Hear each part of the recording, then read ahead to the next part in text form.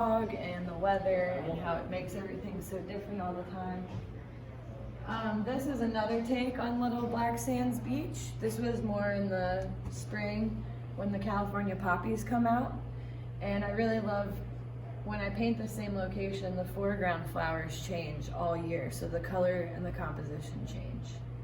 A similar composition this is from Mexico during my winter travels and scuba diving. This is the Tulum ruins.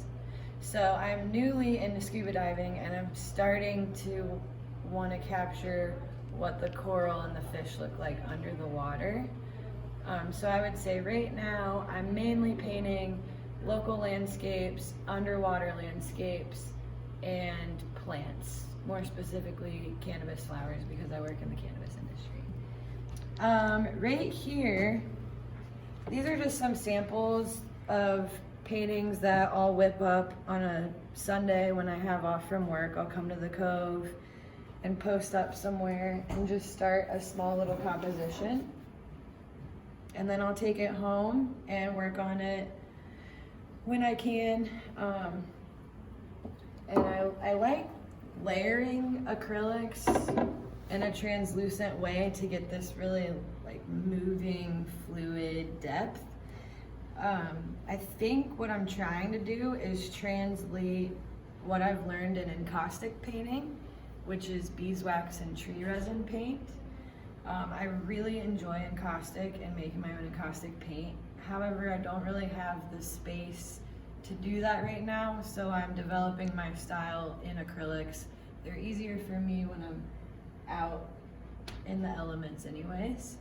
But I'll show you really quickly if you can see this. This is an encaustic painting of a rainbow trout.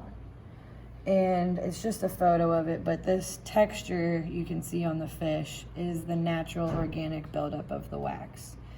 And I love working with the wax and fire and all natural elements to create a piece of work, which is really fun. I also sometimes will go out. This is a very early piece from a waterfall in Shasta County when I first started using watercolor.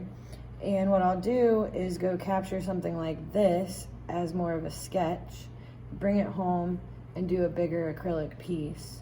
But I've also started photographing sections of an interesting part of a painting, and I'll put it in Photoshop and create patterns. So this pattern on my shirt here was made from this little area of this watercolor.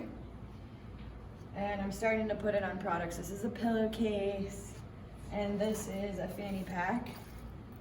I also have bean bags, and I'm starting to work more with gear that I would use for my own outdoor activities, like rash guards for scuba diving and quick dry shirts for fishing and stuff like that. So yeah,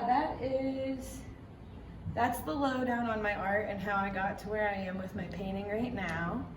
I'm teaching painting classes locally, usually at breweries or community places.